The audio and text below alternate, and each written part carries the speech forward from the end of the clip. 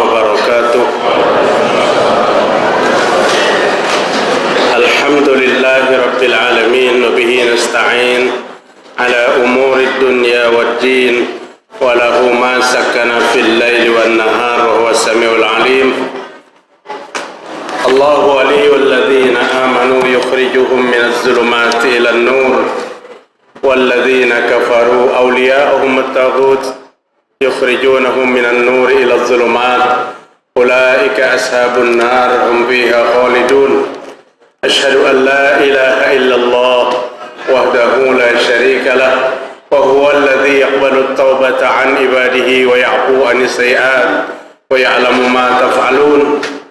وأشهد أن محمدا عبده ورسوله المبعوث رحمة للعالمين. يا أيها الذين آمنوا اتقوا الله حق تقاته ولا تموتن إلا وأنتم مسلمون. يا أيها الناس اتقوا ربكم الذي خلقكم من نفس واحدة وخلق منها زوجها وبث منهما رجالا كثيرا ونساء واتقوا الله الذي تساءلون به والأرحام إن الله كان عليكم رقيبا. فإن أصدق الحديث كتاب الله وخير الهدي هدي محمد صلى الله عليه وسلم وشر الأمور محدثاتها وكل محدثات بدعة وكل بدعة ضلالة وكل ضلالة في النار. Alhamdulillah, mari kita bersyukur kepada Allah Subhanahu wa taala pada malam hari ini, malam Arba 25 Jumadil Akhir 1441 Hijriah, bertepatan dengan tanggal 18 Februari 2020. Alhamdulillah, Bapak-bapak, Ibu-ibu sehat walafiat semuanya. Baru saja kita melaksanakan perintah Allah salat maghrib berjamaah sebagai tanda syukur kita kepada Allah atas nikmatnya yang banyak sekali kepada kita. Kemudian kajian kita malam hari ini, ulun ingin menyambung apa yang pernah ulun sampaikan pada bulan Rabiul Awal tanggal 1441 Hijriah di Masjid Ar-Rahmah ini juga, dengan tema yang belum selesai, tema yang sama. Malam hari ini 25 Jumadil Akhir, Rabiul Awal, Rabiul Akhir, Jumadil Awal, Jumadil Akhir, 4 bulan yang lewat. Tentang apa perkataan Imam Al-Auza'i rahimahullah, khamsun kana 'alaiha ashabun Nabi sallallahu alaihi wasallam. Ada 5 macam yang menjadi kebiasaan sahabat Nabi. Ada 5 macam yang menjadi kebiasaan amal sahabat Nabi Muhammad sallallahu alaihi wasallam. Imam Al-Auza'i, kenapa beliau mengangkat ini?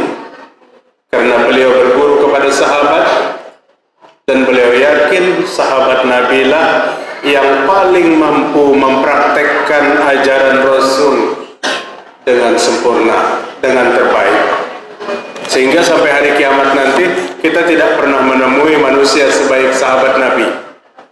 Kayak apapun kita berpadah baiknya, ukur dengan kebaikannya sahabat Nabi tidak pernah kita temui. Sahabat Nabi adalah manusia-manusia yang terbaik. Khairun nasu qarni, manusia yang paling baik itu manusia yang hidup pada zamanku. Jemaah sekalian rahimakumullah, Imam Al-Auza'i, nama beliau Abdurrahman bin Amr bin Yahya Al-Auza'i, yang lahir pada tahun 88 Hijriah, wafat 157 Hijriah dengan umur 69 tahun. Beliau banyak berguru kepada sahabat dan tabi'in. Sekaligus beliau sepeguruan dengan Imam Abu Hanifah yang lahir pada tahun 80 Hijriah dan wafat 148 Hijriah. Hidup pun kurang lebih berbeda 8 tahun. Lebih tua Imam Abu Hanifah daripada Imam Al-Auza'i. Umur wafatnya pun, kalau Imam Abu Hanifah usianya 68, Imam Al-Auza'i usianya 69. Seorang ulama tabi'in, ulama salafus salih, yang istiqomah dalam mengajarkan dan mengamalkan sunnah Nabi Muhammad sallallahu alaihi wasallam. Para jemaah sekalian rahimakumullah, Imam Al-Auza'i dengan Imam Abu Hanifah punya guru hadis yang sama. Punya guru hadis yang sama. Siapa perguruan beliau ilmu hadis? Atha bin Rabbah. Atha bin Rabbah seorang ulama besar hadis.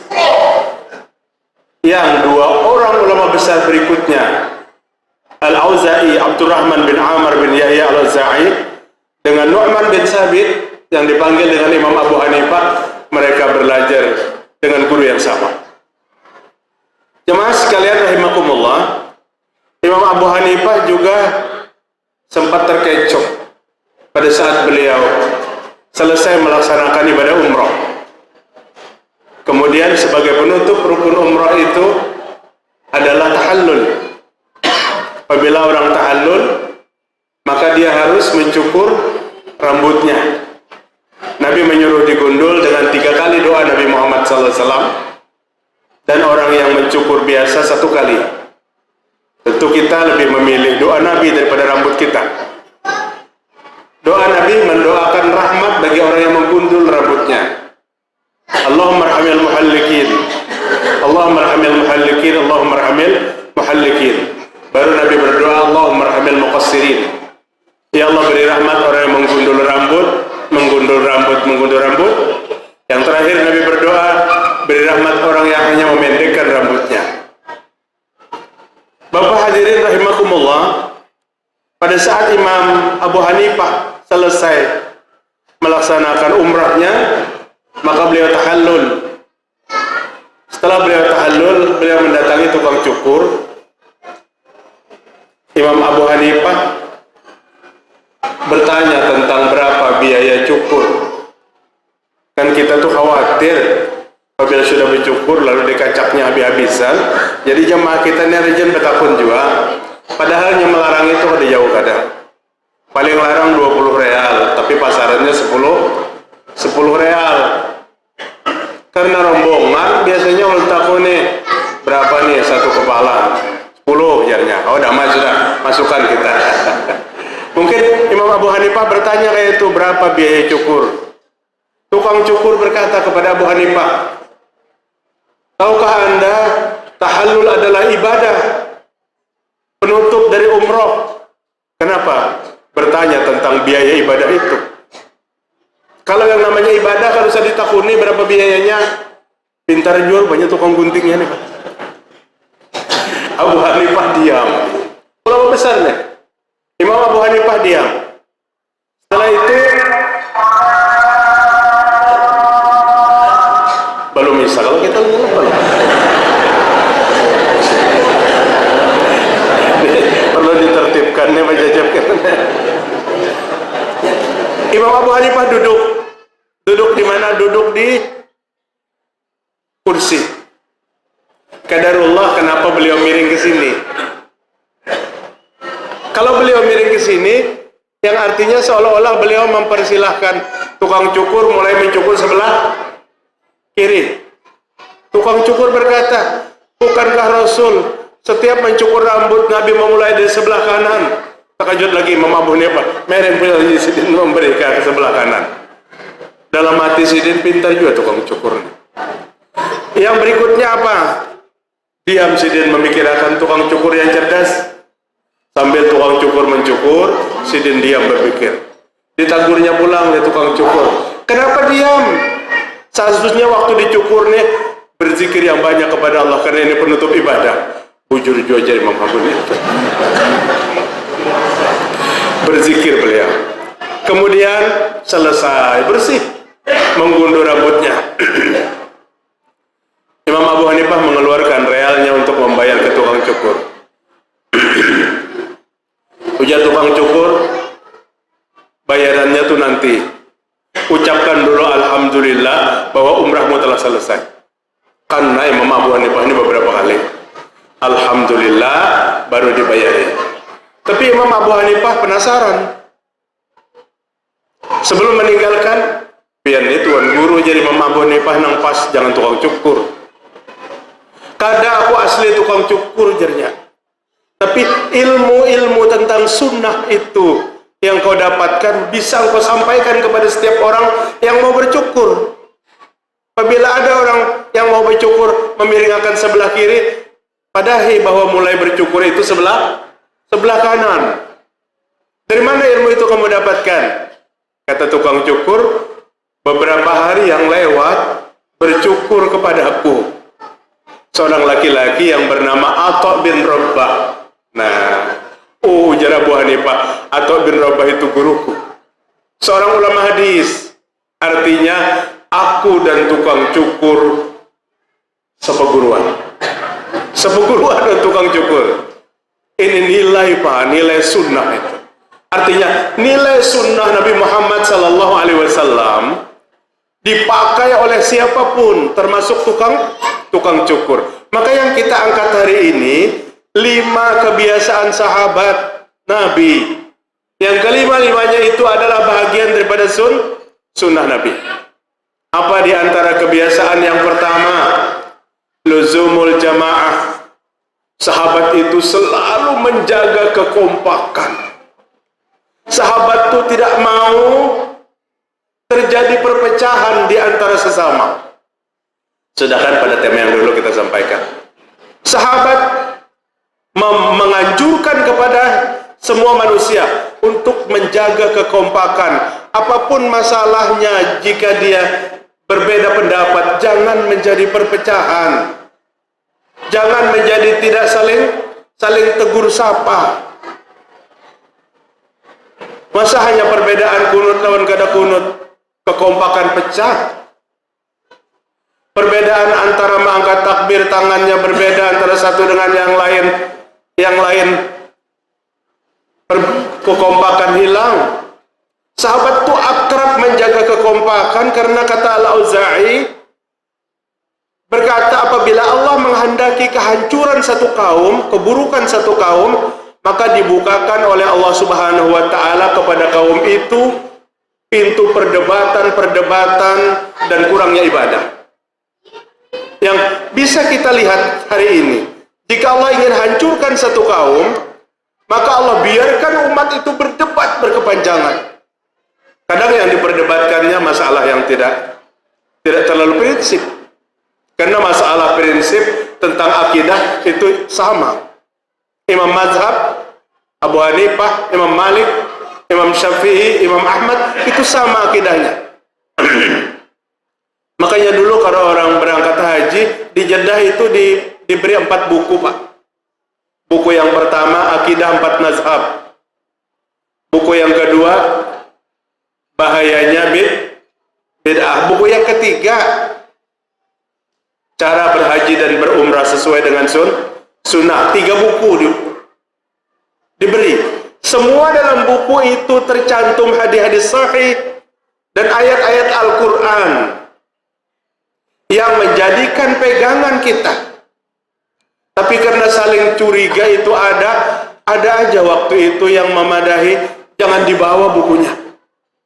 Karena itu buku bubuhan wow. Tahu pian wow tak lah. Kan usah disambat tahu. Itu buku bubuhan wow. Ulun sedih hati ini Pak. Setelah dibuka dalam buku itu semua hadis-hadis sahih. Berbicara tentang hadis-hadis yang sahih, tentang akidah 4 mazhab. Atau kata seorang ulama dulu, kalau dibawa jua sampai ke rumah, kubui lawan minyak gas, dibakar aja bukunya. Nauzubillahi min jahli. Mau kemana umat ini kalau seorang ulama memiliki prinsip seperti itu? Padahal buku itu adalah bagian daripada ajaran dan sunnah Nabi Muhammad SAW. Maka kata Al-Auza'i rahimahullah, jika Allah ingin menimpakan keburukan pada satu kaum, dibuka pintu perdebatan. Selalu berdebat. Masalah yang kecil diperdebatkan sampai putusnya tali silaturahim. Sampai putusnya tali silaturahim. Yang kedua, kurangnya ibadah. Jemaah sekalian rahimakumullah, Umar bin Al-Khattab radhiyallahu anhu berkata, Nabi Muhammad sallallahu alaihi wasallam bersabda, "Ala man sarrahu ayyaskunu buhbuhatal jannah falyalzamul jamaah fa inna syaitana ma'al baddi wa huwa minal isnaini ab'ad." Hadis diriwayatkan Imam An-Nasa'i, hadis yang sahih 9180 nomor hadisnya. Apa kata Nabi? Ketahuilah, siapa yang suka dirinya tinggal dalam keadaan syirik, siapa yang suka dirinya tinggal dalam keadaan syirik, maaf, siapa yang suka bubuhatal jannah, lupa tadi, siapa yang ingin tinggal di dalam surga maksudnya, siapa yang suka dirinya tinggal di dalam keindahan surga, bubuhatal jannah, falyalzamil jamaah, maka jagalah kekompakan. Jagalah kekompakan. Orang yang menjaga kekompakan, Allah akan tempatkan di dalam keindahan-keindahan surga. Artinya apa sebaliknya?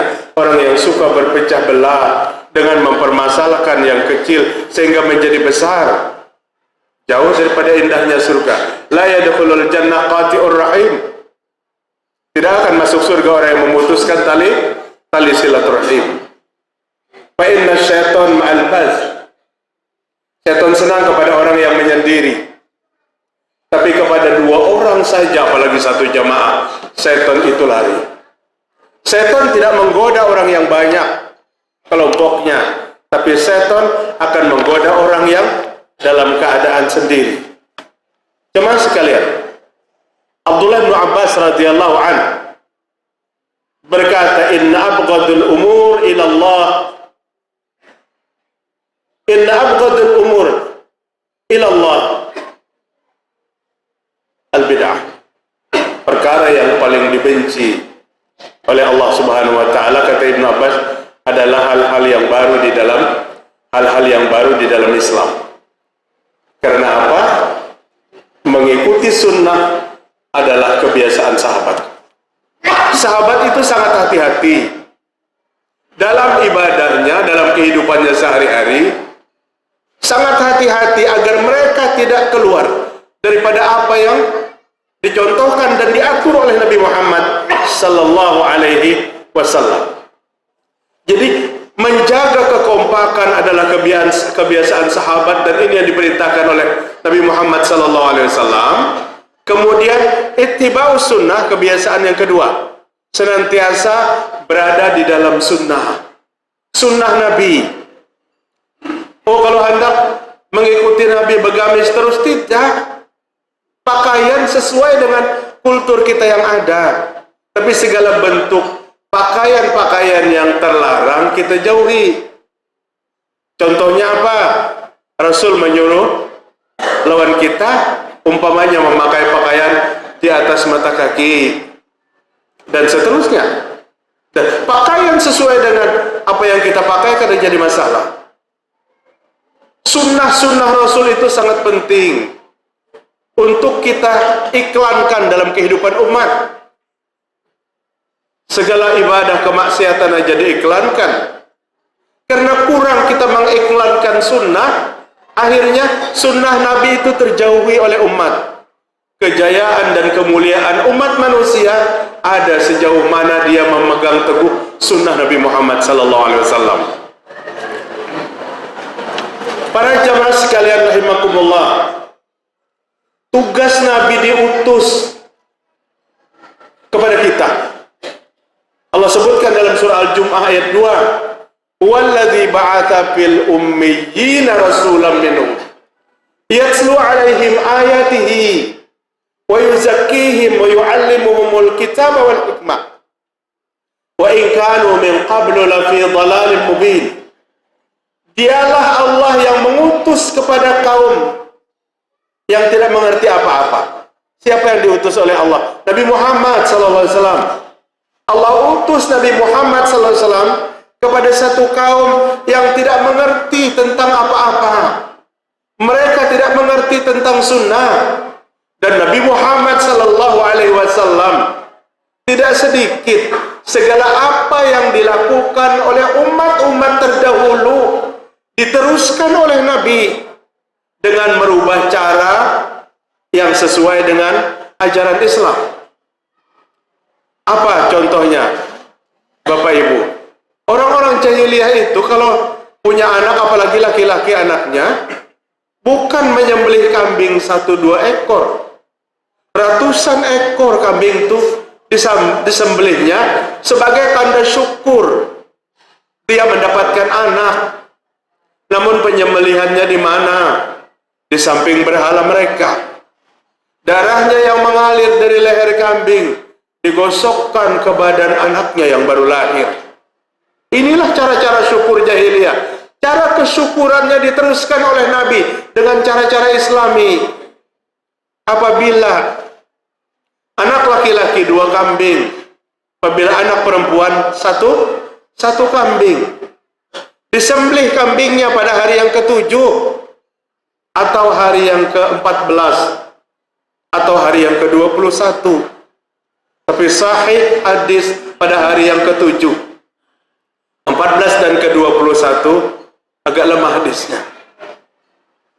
Artinya Rasul meneruskan cara masa lalu dengan cara bersyukur memotong kambing pada saat kelahiran anak, tapi sesuai dengan sunnah. Sunnah-sunnah Islam, bukan sesuai dengan sunnah-sunnah jahiliyah. Begitu Nabi datang ke Madinah, Bapak-bapak, Ibu-ibu, orang-orang Madinah itu sedang berpesta pora, memperingati hari-hari besar yang mereka yakini itu hari besar. Nabi bertanya, kalian sedang memperingati apa? Maka orang-orang Madinah berkata, kami sedang memperingati hari besar yang ditinggal kepada kami sejak zaman jahiliyah. Ada hari besar yang ditinggal sejak zaman jahiliyah dan kami memperingati itu. Habis-habisan memperingatinya. Apa kata Nabi?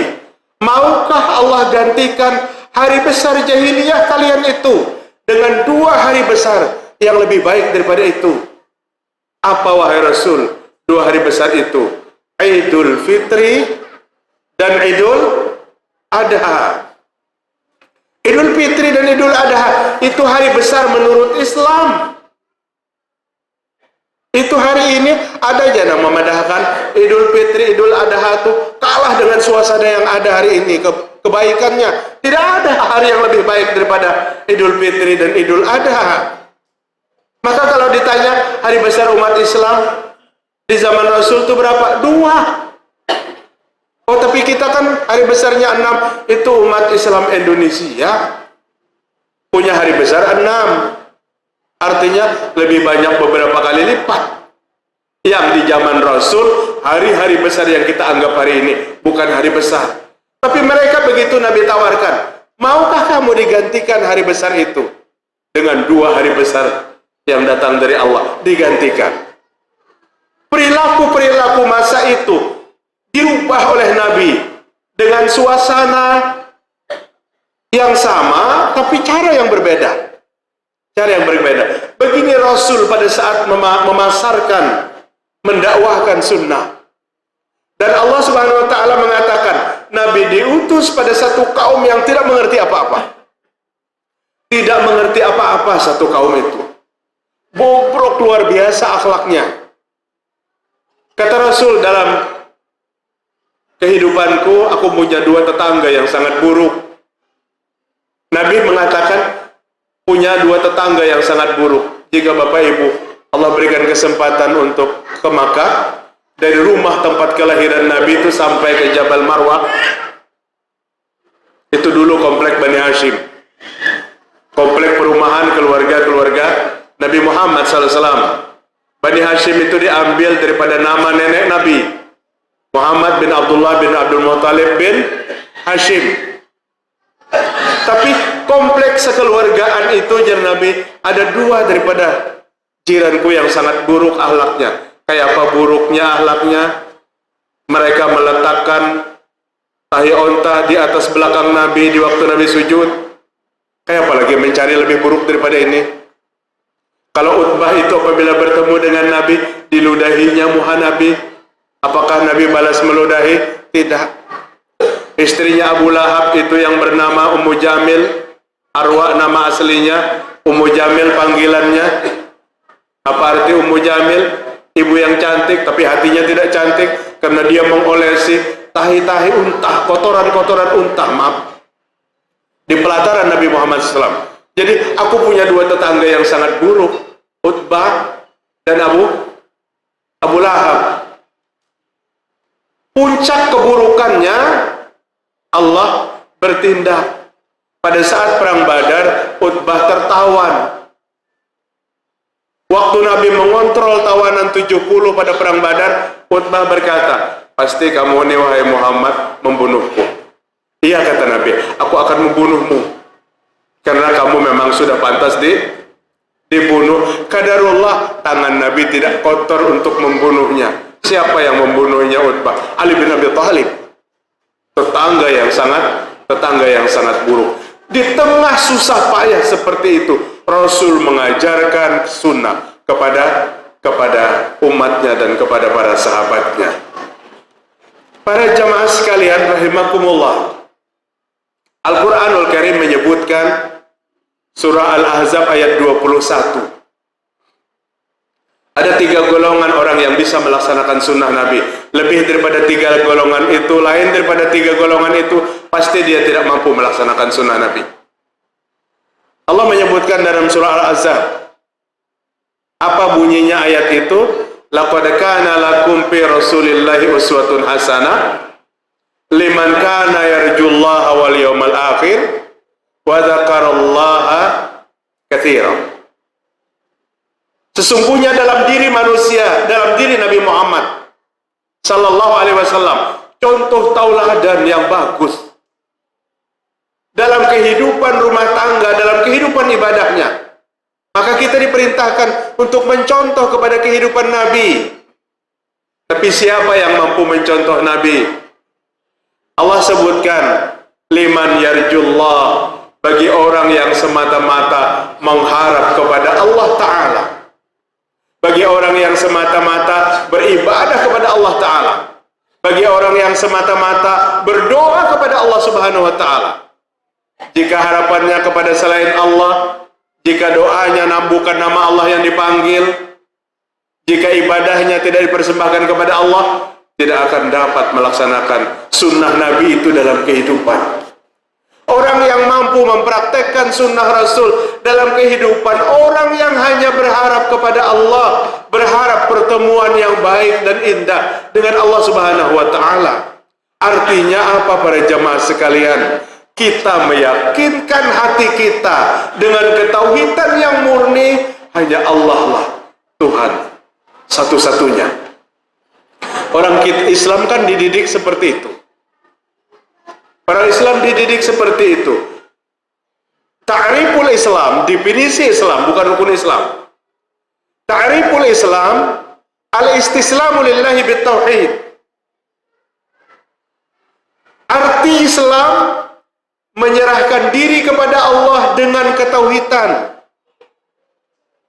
Hari ini ada sedikit manusia yang menyerahkan diri kepada Allah dengan kekotoran-kekotoran akidah. Dengan akidah yang hancur-hancuran, dia serahkan kepada Allah. Dia meminta kepada Allah. Dia sebut-sebut nama Allah, padahal dalam keyakinannya tertancap keyakinan yang kotor. Tidak 100%, dan itu bisa dibuktikan dalam ibadah dan apapun bentuknya. Ada seolah-olah dalam pemikiran sebagian manusia yang melarang bahwa manusia jangan langsung kepada Allah. Kalian belum kenal Allah katanya. Kenapa kalian langsung kepada Allah? Ikutlah dengan orang yang kenal kepada Allah Subhanahu wa Ta'ala. Allah menyuruh kita mengenal Allah langsung. Kenapa kita pengenalannya lewat orang lain?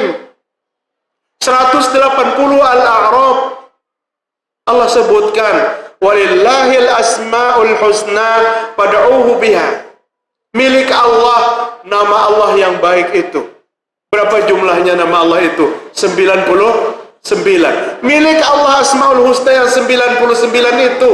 Berdoalah kepada Allah dengan memanggil nama-nama Allah. Ini yang kenal kepada Allah. Bukan berdoa kepada Allah dengan menyebut nama yang lain. Ini yang tidak kenal kepada Allah. Kenapa pemahamannya jadi dibalik-balik? Umat diajak untuk paham kepada Allah, kenal kepada Allah, tapi lewat nama-nama makhluk. Ini akidah para jamaah sekalian. Ini ketauhidan. Apabila tauhidnya rusak, agama kita yang rusak, ibadah kita yang rusak. Satu orang saja yang syirik, dampaknya sangat besar. Seseorang yang mati disolatkan oleh 40 orang laki-laki. Allah memberikan syafaat kepada jenazah yang disolatkan. Asal satu pun di antara 40 itu jangan ada yang syirik. Tapi imamnya yang syirik, hancur harapan yang 40. Tidak jadi syafaat didapat oleh orang yang mati. Maka syirik itu jangan sama sekali kita dekati dalam kehidupan kita. Maaf, ini bukan syirik bahasa Banjar, tapi syirik bahasa Arab.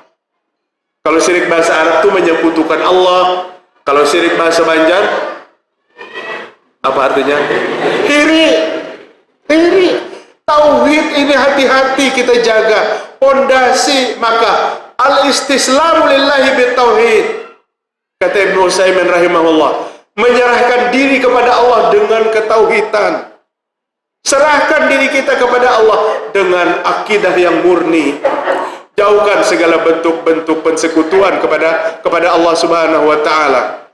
Para jamaah sekalian rahimakumullah, apakah kita tidak takut manakala ada orang yang menyekutukan Allah? Di dalam ayat 3 surah At-Taubah, Allah katakan, "Annallaha bari'um minal musyrikin wa rasulah." Allah memutuskan hubungan dengan orang yang syirik, dan Rasul pun memutuskan hubungan. Bapak ibu kada nyaman-nyaman, Allah memutuskan hubungan. Kada di dapur bini sehari semalaman aja stres, tensi naik. Kenapa jar menteri? Umanya kada menagur seharian. Apakah kada takut Allah menyatakan akan putus hubungan dengan orang yang syirik kepada Allah Ta'ala? Kenapa? Allah sangat tidak berkenan dengan perbuatan menyekutukan Allah. Sekali lagi, sebagai jalan untuk ma'rifat dan kenal kepada Allah, kita datang kepada Allah dengan membawa akidah yang bersih. Bukan kita datang kepada Allah dengan melewati orang dan macam sebagainya. Apabila berdoa, pastikan yang kita panggil itu asma Allah. Pastikan yang dipanggil itu nama Allah. Ya Ghaus, nama Allah lah ya Ghaus itu. Bukan. Kalau ini ya Daus. Artinya anak kemanakan kita ya Firdaus sekarangnya. Ayo jakiau ya Daus. Apabila ya Ghaus, itu bukan nama Allah. Ya Umana, ya Ruqaba, ya Nujaba, ya Autar, ya Ibdal, ya Kutub, Agisuna. Ghaus, Umana, Ruqaba, Nujaba, Kutub, Ibdal, Kutub, tolong daku. Kemana minta tolongnya? Ya Arwahil Muqaddasiyah, wahai roh-roh suci, tolong daku. Usuh kita mengangkat tangan karena kita kadang mengerti yang disambatnya tuh. Kadang-kadang nang menyebutnya pun kadang mengerti. Hati-hati dengan pinta-pinta yang seperti ini. Kita kadang mengerti kandungannya. Wa kullu ayin atar rusulul kiramu biha fa inna mata salat min nurihi bihimi. Enjoy aja orang mengumandangkan kalimat ini di mana-mana. Wa kullu ayin atar rusulul kiram. Setiap mukjizat yang datang kepada Nabi Muhammad, setiap mukjizat yang datang kepada nabi-nabi yang terdahulu, fa inna mata salat min nurihi bihimi, itu datang daripada nur Muhammad. Mukjizat Nabi Musa dari Nur Muhammad. Mukjizat Nabi Isa dari Nur Muhammad. Di mana menaruh akidah kepada Allah Ta'ala? Semua itu datang daripada Allah. Ada lagi kalimat yang luar biasa, meminta perlindungan kepada 5 tokoh, kepada lima tokoh. Li khamsatun utfi biha kharral waba'il khatimah. Kami punya 5 pelindung yang melindungi daripada mara bahaya. Siapa 5 pelindung itu? Al-Mustafa, Nabi Muhammad, wal Murtada, Ali bin Abi Thalib, wa benahuma, dan 2 anaknya Ali bin Abi Thalib, Hasan dan Husain, wal Fatimah. Minta berlindung kepada 5 ini. Di mana akidah kita yang kita ucapkan asyhadu an la ilaha illallah. Allah mengajak kita di dalam Al-Quran berulang-ulang agar minta perlindungan kepada Allah Ta'ala, bukan kepada yang lain selain daripada Allah. Benahi akidah kita, benahi tauhid kita, karena masa-masa hari ini adalah masa kehancuran akidah. Bala bencana tidak segan Allah untuk turunkan kepada setiap hambanya yang menyekutukan Allah Subhanahu wa Ta'ala. Jemaah sekalian rahimakumullah, Ibnu Mas'ud radhiyallahu an berkata, ittabi'u wa la tabtadi'u. Ikuti Nabi Muhammad sallallahu alaihi wasallam dan jangan ciptakan ibadah-ibadah baru. Jangan ciptakan ibadah-ibadah baru. Ikuti Nabi Muhammad, kata Ibnu Mas'ud. Apa? Waqad kufitum. Sesungguhnya apa yang dilaksanakan oleh sahabat masa lalu sudah cukup menjadi rujukan kita dalam beribadah. Imam Syafi'i, apa yang beliau katakan? Man istahsana faqad syara'a. Siapa yang menganggap baik sesuatu yang tidak disyariatkan, maka dia berarti membuat syariat baru dalam Islam. Siapa yang berkata itu? Imam Syafi'i, Pak. Imam Syafi'i rahimahullah, man istahsan faqad syara'a. Siapa yang menganggap baik sesuatu yang kada diajarkan, maka dia berarti membuat syariat baru dalam Islam. Adakah hak kita untuk membuat syariat baru? Tidak ada. Kita ini kalau seorang yang doyan makan tuh cukup memakan nang ada. Rasul sudah mengaturnya dengan menu yang indah dan baik. Kita makan, jangan bolah menu baru, tapi kecongkakan manusia, Masya Allah, diolahnya makanan-makanan baru, menyaingi makanan yang ditinggalkan oleh Nabi. Pada saat dirasainya memang kada nyaman, tapi karena kesombongan, makanan ini lebih baik daripada makanan yang ditinggalkan oleh Rasul. Kada takutkah kita dalam 63 surah An-Nur? Falyahzaril ladzina yukhalifuna an amrihi an tusibahum fitnatun aw yusibahum adzabun alim. Hendaklah merasa takut orang yang menyelisihi Nabi. Orang yang selalu berselisih dengan Nabi ini, kada takutan kajar Allah Ta'ala. Apa? Antusibahum fitnah. Allah akan timpakan fitnah kepada mereka. Apa fitnah itu? Kata ulama tafsir. Arti fitnah itu adalah Allah tutup hatinya untuk tidak lagi bisa beriman kepada Allah Ta'ala. Auzubillah min dzalik. Tidak takutkah kamu yang selalu berselisih lawan Nabi itu kada seselera? Selera yang bermaksud bukan makanan. Kalau makanan di sana orang makan lempek, di sini kita nasi juga. Yang maksud ulun selera itu dalam ibadah. Apa yang diibadahkan oleh Nabi Sallallahu Alaihi Wasallam itu yang kita ikuti.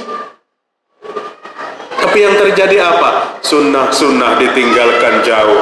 Sesuatu yang bukan sunnah menjadi ibadah-ibadah favorit di tengah kehidupan umat. Imaratul masjid, memakmurkan masjid, adalah bagian daripada kesenangan sahabat Nabi. Mereka memakmurkan masjid, selalu berada pada masjid. Hadis-hadis Rasul yang berbicara banyak tentang makmur masjid. Al-Quranul Karim juga menyatakan, innama ya'muru masajidallahi man amana billahi wal yaumil akhir. Sungguhnya orang-orang memakmurkan masjid Allah, mereka adalah orang yang beriman kepada Allah dan hari akhir. Tilawatul Quran, kebiasaan sahabat, membaca Al-Quran, Al-Quran jadikan bacaan favorit. Jangan jadikan Al-Quran itu berdebu. Dulu kita seorang yang asik dengan bacaan Al-Quran. Setelah kita mendapat bacaan-bacaan baru yang kita anggap lebih asik, kawa belenggang-lenggok, maka Al-Quran kita tinggalkan. Syaitan hijrah dari rumah kita jika di rumah itu ada bacaan Al-Quran. Syaitan hijrah dari rumah jika di rumah itu dibaca Al-Quran. Siapa yang katakan ini? Nabi Muhammad SAW. Rasul mengatakan, la taj'alu buyutakum masajid. Jangan kamu jadikan rumahmu itu la taj'alu buyutakum maqabir. Jangan kamu jadikan rumahmu itu seperti kuburan. Kenapa Nabi mengatakan? Kada ada aktivitas ibadah, kada ada. Memang kuburan tempat ibadah? Tidak ada aktivitas ibadah. Jangan jadikan rumahmu seperti kuburan. Maksudnya Al-Quran yang dibaca itu di rumah. Fa inna syaitan yamfiru minal baitil ladzi tuqra'u suratul Baqarah. Setan keluar dari sebuah rumah yang di dalamnya dibacakan surah Al-Baqarah, dibacakan Al-Qur'anul Karim. Kemudian yang berikutnya, yang kelima, kebiasaan sahabat al-jihad fisabilillah, berjihad di jalan Allah Subhanahu wa taala. Berjihad, berjuang untuk keperluan Islam. Paling tidak jihad kita hari ini, kita bangga dengan identitas Islam. Umat Islam jangan takut memamerkan identitas Islam yang ada di badannya. Hari ini identitas Islam dijauhi oleh umat Islam sendiri, bahkan ditakut-takuti. Umat Islam jangan merasa agamanya paling baik. Habis apa? Kalau kita merasa Islam itu, kita berada dalam agama Islam karena Islam itu agama yang terbaik. Allah yang katakan tidak akan menerima selain daripada Islam. Inna dina indallahil Islam. Maka kita tidak takut dengan identitas Islam. Salam-salam dalam Islam jangan dirubah-rubah. Assalamualaikum warahmatullahi wabarakatuh, itu salam ketauhidan. Salam ketauhidan. Salam saling berdoa kepada yang menjawabnya. Tidak ada semurni dan setinggi kalimat Assalamualaikum. Tapi sama setelah menjabat, baik orang alim dan kada orang alim, kayaknya kada cukup lagi dengan salam Assalamualaikum. Beberapa salam-salam yang kita tidak mengenalnya, bahkan kalau kita teliti maksud daripada salam yang mereka ucapkan, mereka mengagungkan keyakinan mereka. Diucapkan, salam adalah identitas kita. Jangan malu memakai identitas Islam, karena kita adalah sebagai seorang Muslim. Kesimpulan, 5 kebiasaan Nabi, kebiasaan sahabat, kata Imam Al-Auza'i, yang itu adalah salah satu yang disunahkan Nabi. Apa? Yang pertama, menjaga kekompakan di antara sesama. Yang kedua, menghidupkan sunnah. Yang ketiga, memakmurkan masjid. Yang keempat, selalu membaca Al-Quran. Dan yang kelima, berjihad di jalan Allah Subhanahu wa ta'ala. Mudah-mudahan Allah memberikan kepahaman kepada kita, Allah memberikan ilmu yang bermanfaat kepada kita, sehingga kita bisa amalkan dan bisa sampaikan. Subhanakallahumma wa bihamdik, asyhadu an la ilaha illa anta, astaghfiruka wa atubu ilaik. Assalamualaikum warahmatullahi wabarakatuh.